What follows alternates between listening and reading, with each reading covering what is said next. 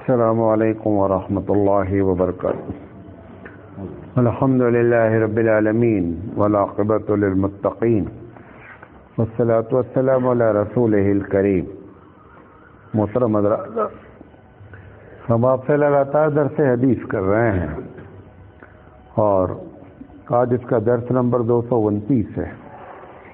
بسم اللہ الرحمن الرحیم.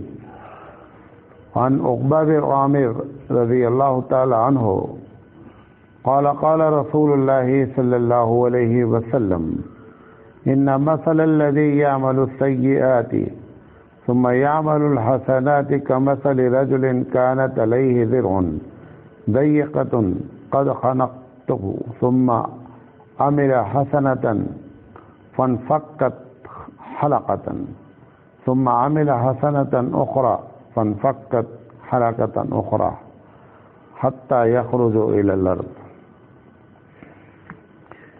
یہ مسند احمد کی روایت ہے.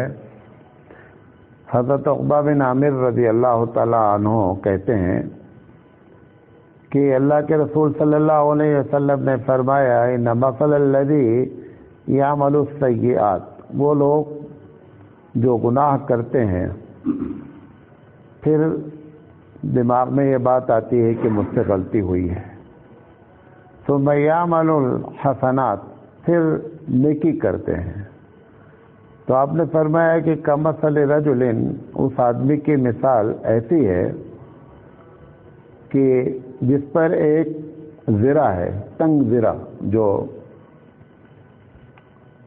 جنگ وغیرہ کے ٹائم پہ جنگی لباس پہنا جاتا ہے، جس نے اس کا گلا گھونٹ رکھا ہے، یعنی وہ بہت تنگ ہوتی ہے، ٹائٹ ہوتی ہے. خنقت حضور نے فرمایا کہ اس سے ایک دم اپنے آپ کو جکڑا ہوا محسوس کرتا ہے.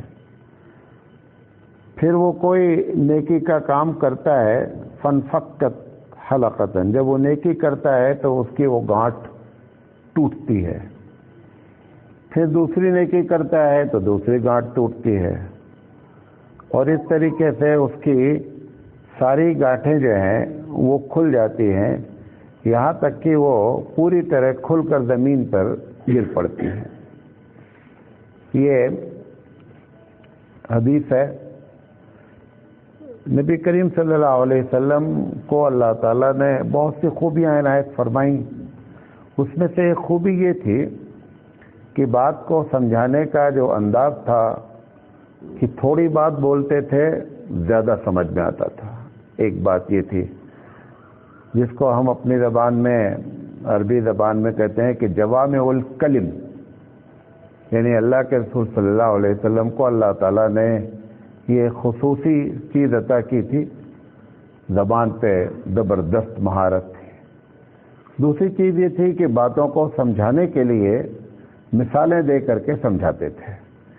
یہ مثال جو دی گئی ہے کہ گناہ کی مثال ایسے ہے کہ جب بندہ گناہ کرتا ہے تو جس طرح کے سے زنجیر کسی آدمی کو جکڑ لے، زرہ کی مثال دی گئی ہے کہ وہ ہل نہیں سکتا، اتنا ٹائٹ رہتی ہے وہ کہ وہ ہل نہیں سکتا ہے. تو انسان جب لگاتار گناہ کرتا ہے تو اس کی زندگی بھی ایک دم سخت سے سخت ترین ہو جاتی ہے. اس معنی میں سخت ترین ہوتی ہے کہ اس کو اچھائی اور نیکیاں اچھی نہیں لگتی. اس کے سامنے آپ ذکر کریں، اس کو وہی ایک بات سمجھ میں آتی ہے. اللہ کے رسول صلی اللہ علیہ وسلم نے اس کو ایک دوسری جگہ مثال دے کر کے فرمایا کہ جب بندہ ایک گناہ کرتا ہے، فرسٹ ڈے، پہلا جب گناہ کرتا ہے تو چھوٹا سا اس کے دل پر ایک کالا سا نشان پڑتا ہے. اگر وہ اسی کے بعد توبہ کر لیتا ہے، کیونکہ شروع گناہ سے پلٹ جانا بہت آسان کام ہوتا ہے، کیونکہ ابھی جو ہارٹ میں جو سینسر رکھا ہوا ہے اللہ نے، وہ سینسر کورڈ نہیں ہوتا ہے، اور جب سینسر کورڈ ہو جاتا ہے تو پھر وہ یہ بتانا چھوڑ دیتا ہے کہ آپ گناہ کر رہے ہیں. لیکن جب آدمی پہلے گناہ کرتا ہے تو اس کو بہت احساس ہوتا ہے کہ مجھ سے غلطی ہوئی ہے. اسی وقت اگر پلٹ گیا تو بہترین آدمی ہوتا ہے. اور دھیرے دھیرے اگر اس نے اس کی عادت ڈال لی تو گویا کہ سینسر ختم ہو جاتا ہے. میں آپ کو سمجھانے کے لیے اس کے پہلے بھی غالباً بتایا ہے کہ گاڑی جب 120 کی اسپیڈ سے اوپر لے کر جاتے ہیں آپ، تو گاڑی ایک آپ کو بل دیتی ہے، ٹین ٹین ٹین. لیکن ایسا نہیں ہے کہ جب تک آپ 120 تک نہیں آئیں گے تب تک وہ ٹی ٹی بجانا چالو رکھے گی. ایسا نہیں ہے. اگر آپ نے 120 پر چلائے رکھا اور 15-20 منٹ گاڑی چلتی رہی تو اب وہ گاڑی آپ کو بتانا بند کر دے گی. اب وہ ٹی ٹی نہیں کرے گی. گر کے اس وقت بھی آپ ڈینجر ڈرائیونگ کر رہے ہیں، لیکن وہ بتانا کیا کرتی ہے؟ بند کر دیتی ہے. تھوڑی دیر کے بعد اس کا سینسر جو ہوتا ہے وہ کام کرنا بند کر دیتا ہے کہ یہ بندہ ایسا ہے جس کو کوئی بات سمجھ میں نہیں آتی، اب اس کو جانے دو، جو ہوگا دیکھا جائے گا. ایسے ہی پروردگار عالم کا سینسر ہے جو ہم کو گناہ پر بتلاتا ہے کہ یہ غلط کام ہو رہا ہے. اس کے بعد لگاتار اگر اگنور کرتا ہے بندہ، اس کو نوٹس نہیں لیتا ہے، تو نتیجہ یہ نکلتا ہے کہ اب دل یہ بتانا بند کر دیتا ہے کہ آپ غلطی کر رہے ہیں.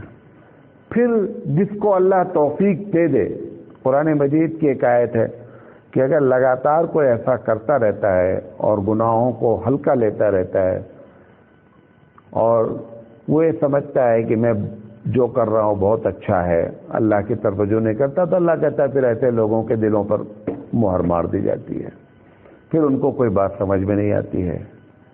اب اللہ کے رسول فرما رہے ہیں کہ وہ جکڑا ہوا ہے، لیکن اگر یہ نہ سمجھے، یہ دوسری بات بتانا چاہتا ہے. قرآن بھی اس پر گواہ ہے اور حبیب مصطفیٰ صلی اللہ علیہ وسلم کی یہ حدیث بھی، کہ گنہگار کو اب یہ نہیں سمجھنا چاہیے کہ ہم پلٹ نہیں سکتے ہیں. ایسا نہیں ہے، کیونکہ اللہ نے کے پاس جو ہارڈ ڈسک ہے جس کو لوح محفوظ کہتے ہیں، اس کا پہلا جملہ کیا لکھا ہوا ہے؟ پہلا جملہ لکھا ہے کہ میری رحمت میرے غصے پر ہمیشہ غالب رہے گی. کتنا دنیا گناہ کرے لیکن اگر پلٹ آتی ہے تو پروردگار عالم کی رحمت اس کے گناہ پر کیا ہوتی ہے؟ حاوی ہوتی ہے. اللہ کے رسول صلی اللہ علیہ وسلم قرآن مجید میں کہا کہ کتب علی نفسہ الرحمہ، کہ اللہ نے اپنے اوپر لازم کیا ہے کہ میں اپنے بندوں کے ساتھ رحمت اور شفقت کا معاملہ کروں گا. قرآن کی آیت ہے کہ محمد صلی اللہ علیہ وسلم قل کہہ دیجئے یا عبادی الذین اسرفوا، اے وہ میرے بندو جنہوں نے گناہ کیا. گناہ کرنے والوں کو بھی اللہ اپنا بندہ بولتا. ایسا بھی کہہ سکتا تھا کہ اے گنہگارو، رب ہے گناہ کیا بھی ہم نے ہے. اگر وہ یہ کہہ دیتا ہے اے گنہگاروں تو بھی بول سکتا تھا. لیکن جس طریقے سے ایک باپ کو یہ کہتے اچھا نہیں لگتا ہے کہ میرا بیٹا چور ہے، گھر کے باپ کو 100% معلوم ہوتا ہے کہ بیٹا چور ہے، لیکن نہ وہ سننا چاہتا ہے کسی سے کہ کوئی اس کے بیٹے کو کہے چور ہے، اور نہ وہ خود کہنا چاہتا ہے میرا بیٹا چور ہے. کیوں؟ کیونکہ اس کو اپنے بیٹے سے محبت ہے. وہ پروردگار عالم جو باپ سے 1000 گنا زیادہ محبت رکھتا ہے، وہ بھی اپنے بندوں کو نہیں کہہ رہا ہے کہ اے گنہگار بندو سن لو، نہیں کہہ رہا ہے. کہہ رہا ہے اے میرے بندو جن لوگوں نے اپنے نفسوں پر ظلم کیا، الذین اسرفوا علی انفسہم، جن لوگوں نے ظلم کیا، لا تقنطوا من رحمت اللہ، اللہ کی رحمت سے مایوس نہیں ہو. اللہ تعالی گنہگار، بلکہ ایک حدیث میں تو یہاں تک آتا ہے جس پر لوگ بہت حیرت کرتے ہیں کہ اگر اس دنیا میں لوگ گناہ نہ کرتے تو میں ایک ایسی مخلوق پیدا کرتا جو گناہ کرتی اور پھر معافی مانگتی. مجھے معاف کرنا اتنا پسند ہے. رب بات نہیں سمجھے؟ مالک کل کو اس بات سے بڑی خوشی ہوتی ہے، لیکن اس کا یہ مطلب نہیں سمجھو کہ جان بوجھ کر گناہ کرو کہ اللہ کو گناہ بہت پسند ہے. ایسا بھی نہیں ہونا چاہیے. گناہ انسان کے اندر غلطی سے ہوتا ہے. جو لوگ انٹینشنلی گناہ کرتے ہیں، بالارادہ گناہ کرتے ہیں، ان لوگوں کو توفیق توبہ کی بہت کم ہوتی ہے، یاد رکھیں۔ ان لوگوں کو بہت جلدی توفیق ہوتی ہے جو گناہ انجانے میں ہو گیا، انسانی کمزوریوں کی بنیاد پر ہو گیا، ایسے لوگوں کو پروردگار عالم بہت جلدی توفیق دیتا ہے۔ تو اللہ کہہ رہا ہے لا تقنطوا من رحمت اللہ ان اللہ یغفر الذنوب جميعا، اللہ سب گناہ معاف کر دیتا ہے۔ اس کے نزدیک بڑا سے بڑا گناہ بھی کوئی حیثیت نہیں رکھتا ہے جب بندہ یہ مان لیتا ہے کہ تو رب ہے میں بندہ ہوں، بس اتنا خوش ہوتا ہے کہ اس نے مجھے دیکھا نہیں ہے۔ خوشی کی وجہ کیا ہے اس کے کہ اس نے مجھے دیکھا نہیں ہے، لیکن اس کے دل میں اتنا یقین ہے کہ میرا رب مجھے دیکھ رہا ہے اور میرا رب مجھے معاف کرتا ہے۔ اس بنیاد پر رب ذوالجلال بہت خوش ہوتا ہے، اس لیے کہتا ہے کہ میں یہ نہیں ہے کہ میں کوئی ایک گناہ معاف کرتا ہوں، اگر تم نے سب گناہ سے معافی مانگی ہے تو میں سارے گناہ معاف کرتا ہوں۔ انہ هو الغفور الرحیم، کیونکہ وہ بڑا غفور الرحیم ہے۔ تو جب بندہ نیکی کا کام کرتا ہے، ایک دوسری قرآن کی بھی آیت ہے کہ ان الحسنات یذہبن السیئات، کہ نیکیاں برائیوں کو ڈیلیٹ کر دیتی ہیں۔ گناہ صغیرہ کی تو پالیسی اللہ کی یہ ہے کہ آپ جب بھی نیکی کرتے ہیں، جتنی بھی گناہ صغیرہ ہوتے ہیں وہ دھیرے دھیرے کیا ہوتے ہیں، اس سے ڈیلیٹ ہوتے ہیں۔ ایک آدمی وضو کرتا ہے، حدیث میں آتا ہے، اس نے ہاتھ سے گناہ کیا ہے، جب وہ ہاتھ دھلتا ہے تو ہاتھ سے جو گناہ ہوئے رہتے ہیں وہ جھڑ جاتے ہیں۔ شرط کیا ہے؟ وہ گناہ صغیرہ ہو۔ کیا ہو؟ گناہ صغیرہ ہو۔ تو اللہ کے رسول فرما رہے ہیں کہ ایک نیکی جب بندہ کرتا ہے تو اس کی جو گانٹھ ہے نا، وہ گانٹھ ٹوٹ جاتی ہے، ایک ٹوٹتی ہے۔ کوئی بھی رسی بہت مضبوط باندھی ہو، لیکن جہاں پہ بندھی اگر وہاں سے کھول دیا آپ نے تو اس کی پکڑ ہلکی ہو جائے گی، بھلے وہ دیکھنے میں نظر آوے کہ اس نے پورے کارٹن کو باندھ رکھا ہے، لیکن اگر مین گانٹھ کھول دی گئی نتیجہ کیا نکلے گا کہ وہ ڈھیلی پڑ جائے گی۔ جب بندہ نیکی کرنا شروع کرتا ہے نا تو نیکی آسان ہو جاتی ہے، نیکی کرنا پھر کیا ہوتا ہے؟ آسان ہوتی ہے۔ تو اللہ کے رسول صلی اللہ علیہ وسلم نے فرمایا کہ وہ نیکی خوب کرتا رہتا ہے یہاں تک کہ وہ ساری گانٹھیں کھل کر کے کیا ہوتی ہیں؟ زمین پر گر جاتی ہیں۔